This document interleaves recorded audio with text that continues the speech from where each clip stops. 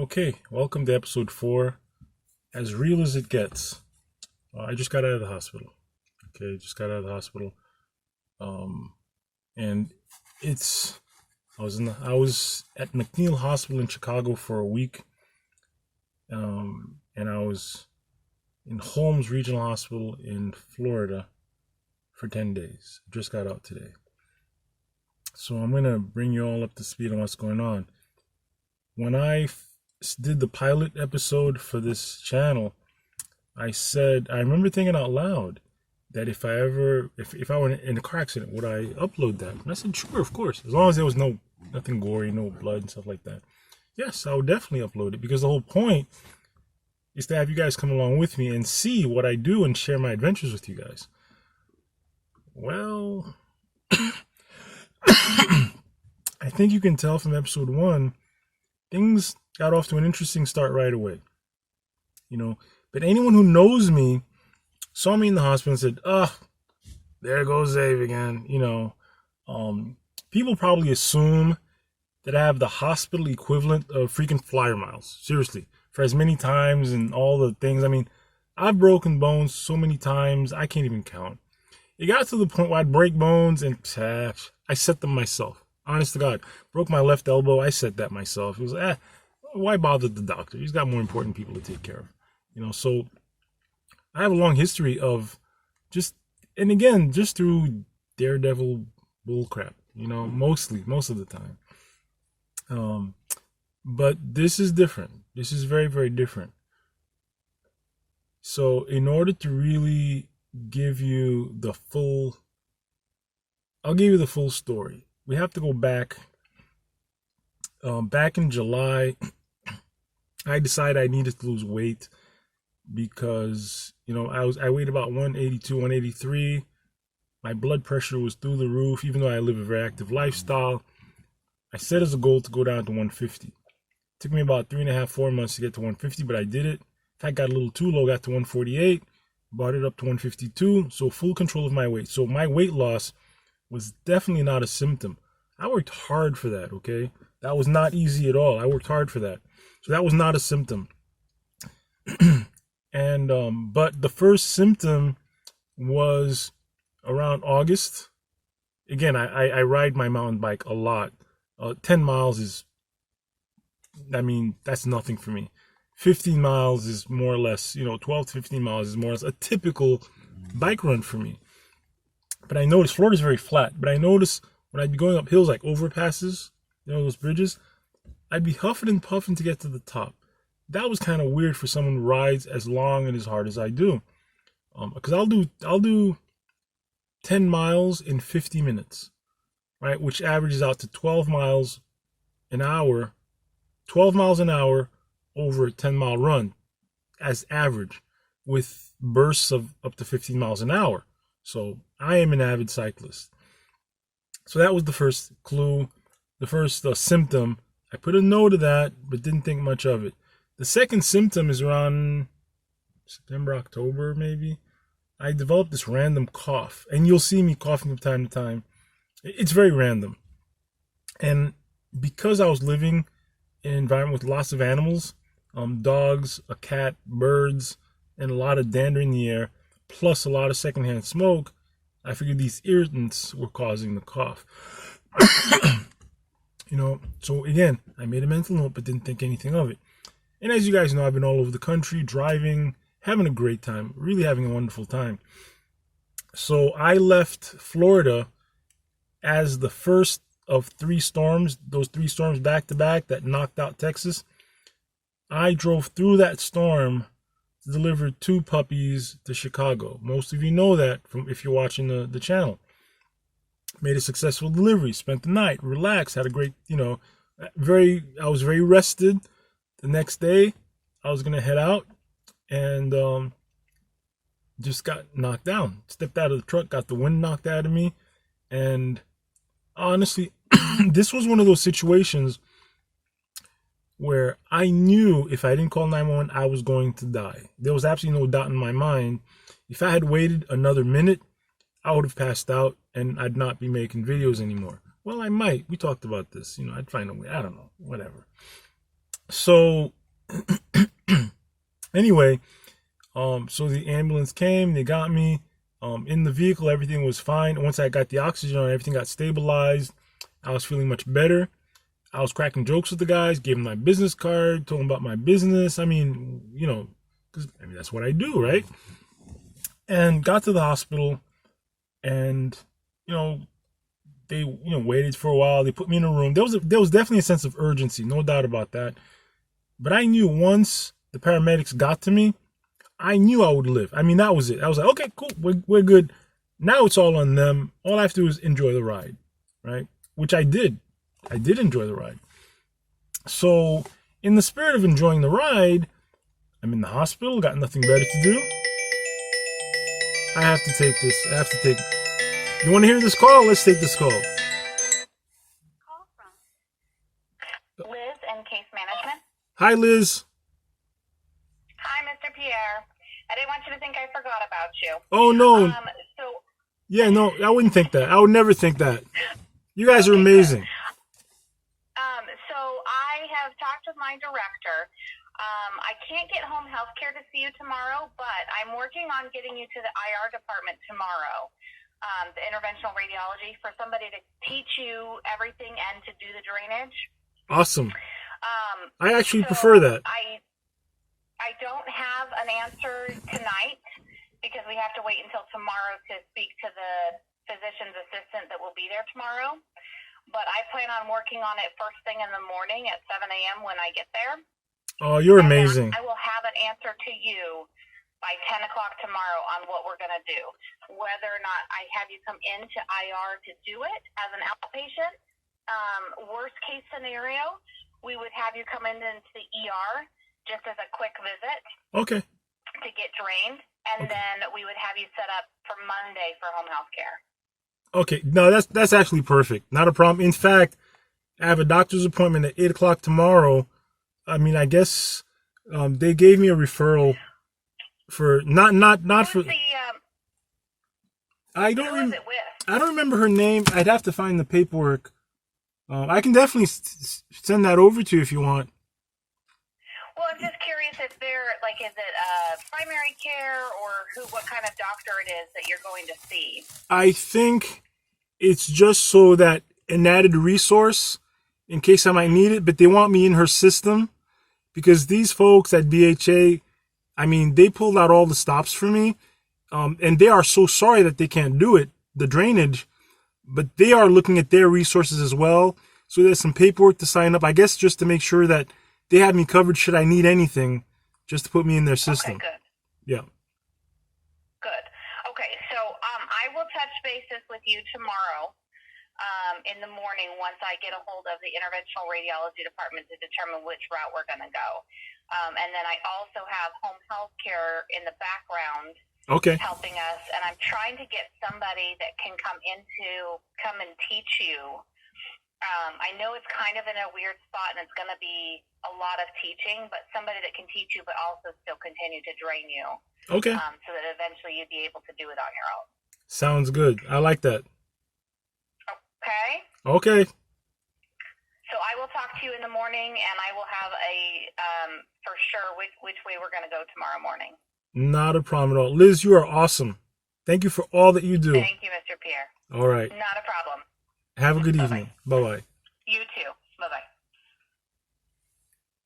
So you see what I mean? This is after her work hours. She should be home with her family. And I mean, very humbling, very, very humbling. So like I said, real, right? So you actually got to see me take a live call. There was probably more there that you needed to hear, but I don't mind sharing with you guys. At this point, I don't mind. So anyway, all that aside, so I was really in Chicago along for the ride. I'm in the hospital. I'm not feeling any pain at all, by the way. Have not felt any pain. And so I shot that video. I can't breathe, right? Well, later that night, I found out that I'd survived a pulmonary embolism. You don't have to look it up. I'll tell you what it is. A pulmonary embolism is a blood clot in the lung. So a blood clot moved from my left calf hit my lung, and that's what knocked me out. And when the doctor was explaining to me, he said, "Mr. Pierre, you're so lucky because we rarely get to talk to a patient about a pulmonary embolism." And my friend Sharon confirmed that. She said, the doctor said, when we talk about a pulmonary embolism, we're usually talking to the next of kin, the family, and letting them know what their loved one died of. Okay, so this is very, very serious, a pulmonary embolism. They're usually fatal. But in my case, it ended up possibly saving my life, which is really weird to say that because that got me into the hospital. They did x-rays and scans of my chest, and they found that my right lung had collapsed, okay?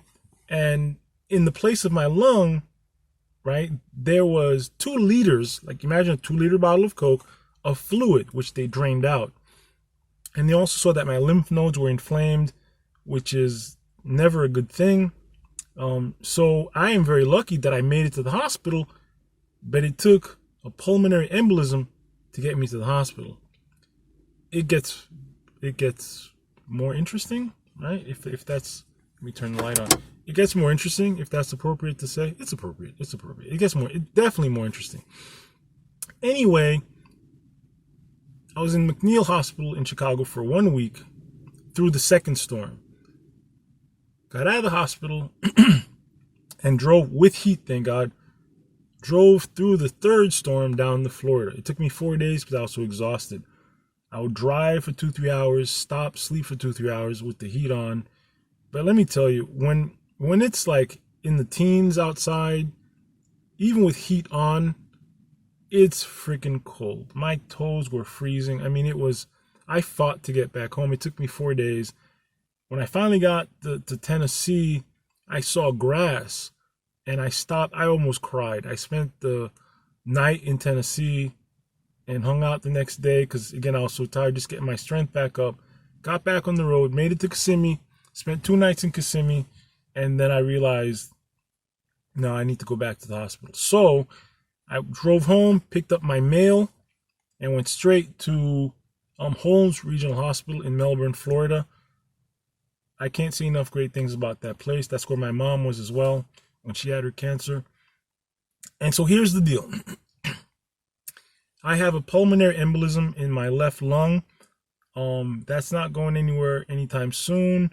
So I'm on blood thinners. All the way down from Chicago, every 12 hours I'd have to inject into my belly, like a needle, blood thinners. Because if I didn't do that, I wouldn't have made it home. I would have died. That more clots would have developed and all that. So I've got that. So I've got to be on blood thinners for at least 3 months.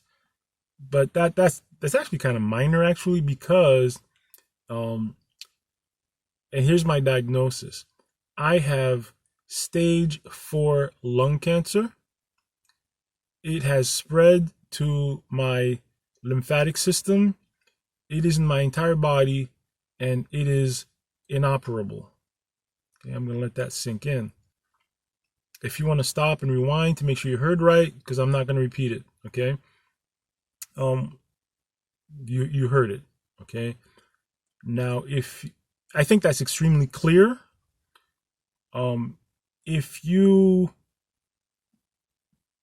want to pretend that you don't know what that means, then you are in denial, not me. I've had people tell me I'm in denial because of my positive attitude, this and that. Lovingly. Yeah, a little bit of anger too, but whatever. But I know they love me, okay, that I'm in denial because I'm in such positive spirits, this and that. One has nothing to do with the other, okay? Absolutely nothing. This, to me, is just another challenge like all the other. Well, this is the ultimate challenge. I've been preparing for something like this my entire life, for this physical challenge. But for the past 5 years, I've been preparing for the mental, emotional, and spiritual challenge. When I said in the pilot episode that I'm fearless, I meant it. When I said that I'm not even afraid of death, I meant it. Okay? I was not being cocky or anything like that. I am fearless. I fear nothing. Nothing. And I've kind of always have been like that, but with the past 5 years, it's on a whole different level of fearlessness, okay? it's more of a Zen spiritual thing that I'm on. So I am not afraid of death. No, not at all. Not even a little bit. Okay. And as we go along, you'll understand why I'm not afraid of death. Okay. But separate from that, just as a matter of my personality, I'm white boy crazy. Okay. What I mean by that, you've seen the movies. You have the two couples, the white couple, black couple. They're in a, they're going off for the weekend to some cabin way deep in the woods, right? The car breaks down on the way there. They have all these different things. They finally get to the cabin. Then the sheriff comes, knocks on the door and says, "Hey, listen, we just want to tell you people that, a psychopath escaped from the penitentiary. Now, don't worry about it. We'll catch him, but we just want to let you know, just in case. Okay, bye, have fun." And the sheriff takes off. And of course, the two couples, they're fine. But that night, it's raining, it's storming, and all this and all that. And there's a loud noise outside, right? And Matt, the white boy, he goes, "I wonder what that is. Let me go check outside." And his girlfriend, Julie, says, "Let me go with you, Matt." And Matt says, "No, stay here." Okay. And he turns to Rufus, the black guy, says, "So Rufus, you want to come with me?" And Rufus is like, "Nah, man, someone got to watch the girls, so I'll just stay here." And of course, Rufus's girlfriend is holding on to his arm. That's right. And does the whole neck thing, right? You've seen this. This is stereotypes, but we know what I'm talking about. Well, if I was in that scene, right, as the black guy, Matt would be like, "So Xavier, you coming?" And I'd be, "Hell yeah, man, let me get my camera," right? And my girlfriend would be like, "Xavier Francois Pierre, you are not going anywhere." And I'd be like, "Come on, baby, please. This is my chance. You know how long I've been trying to get a picture of Bigfoot. Why are you always messing things up? Come on." That would be me. I'm that guy, okay? So this is going to be my hardest challenge. There's no doubt about that.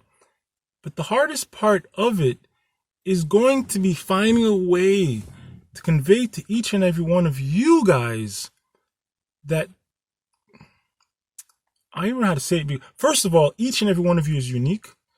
Each and every one of you has very unique challenges.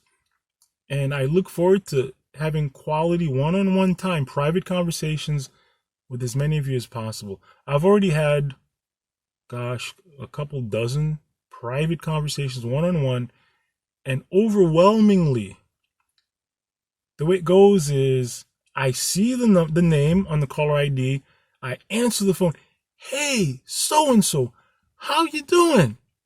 And they're like taken aback, like, "Well, I should be asking you." "Nah, man, I am so happy to hear from you." And I go right into the conversation and letting them know that exactly how I'm handling this. And by the end of the conversation, we're laughing about old times, and we're like, it's a wonderful, wonderful thing. There have been maybe one or two exceptions to that. And I don't want to put anyone out there, but other than that, I've been able to, but everyone's different. One thing I don't want to do, and I'm looking at the time, minute and a half left. Okay. One thing I don't want to do is make anyone feel that I don't need you. I got this. No, that is not what this is about at all. That would be hurtful. I wouldn't do that to any of you. You guys love me, and I love you guys too. And I know some of you need to be here for me. That's your coping mechanism. It would hurt you to feel that I'm locking you out. I would never do that to anyone. All right. I need everybody's support, and everyone's going to give it to me in a very different way. You guys are the perfect mix of what I need. So I don't want to alienate anyone, especially accidentally, because I'm making you feel that, every one of you is part of this with me. We're going to get through this together, and I need you guys to get through this. So I just want to make that clear.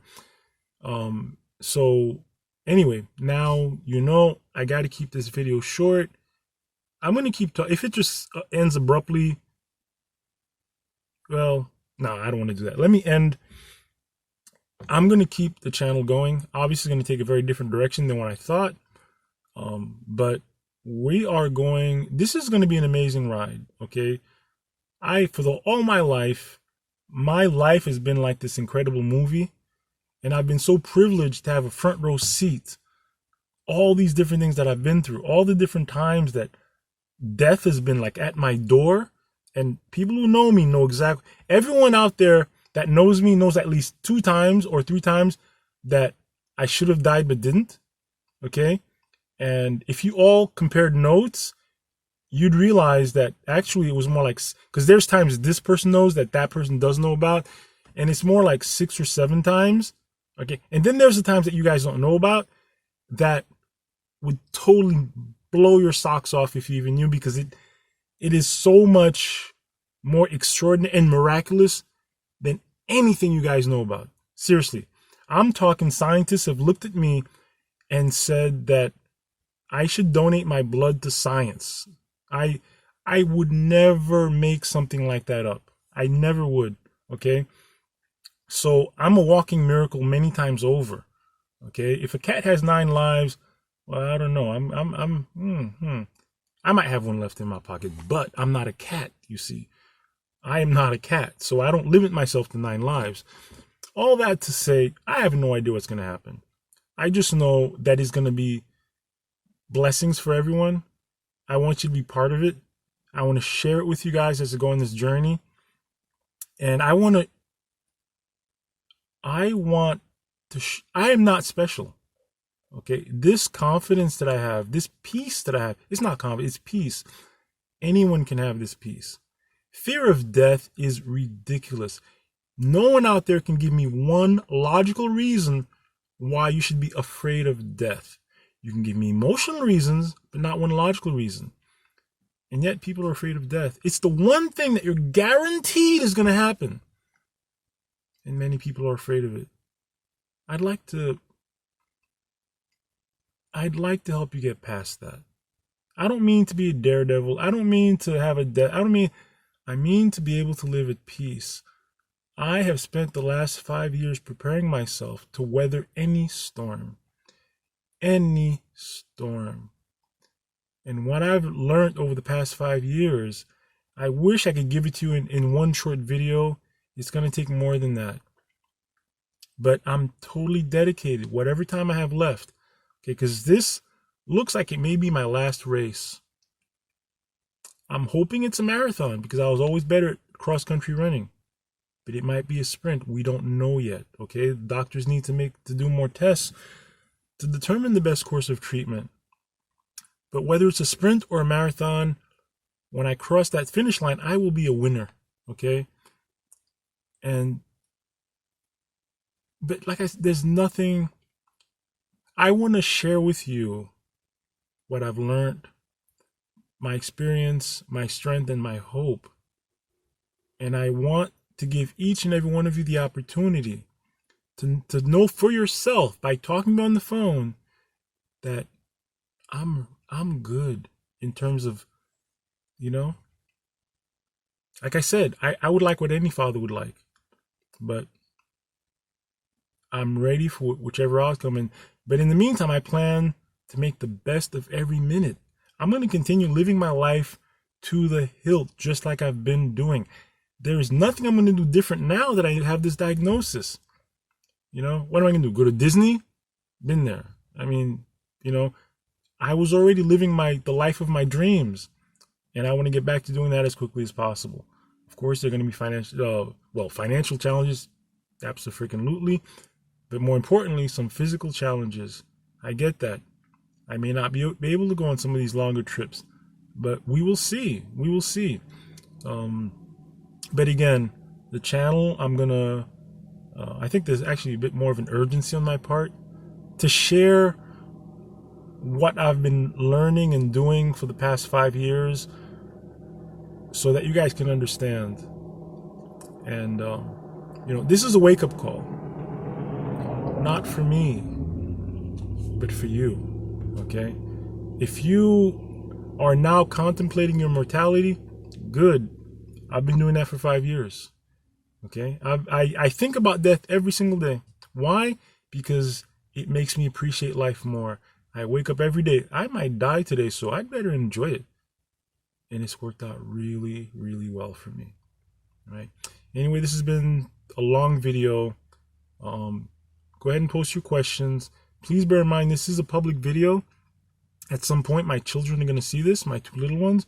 So when, ask any question you want, but just keep that in mind.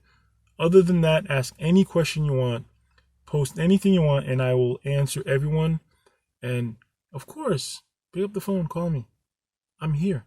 I've been answering calls from morning to night, like till 2, 3 o'clock in the morning, every day for the past 10 days.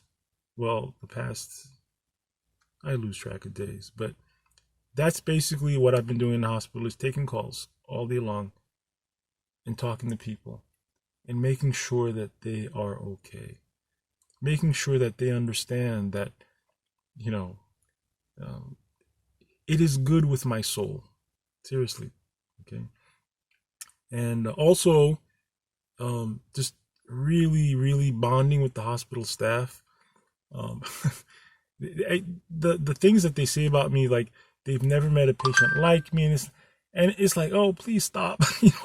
These guys work so hard. They don't get any appreciation a lot of times, so if I can, and they watch people die, especially in the cancer ward. So it was my privilege to put a smile on their faces every day.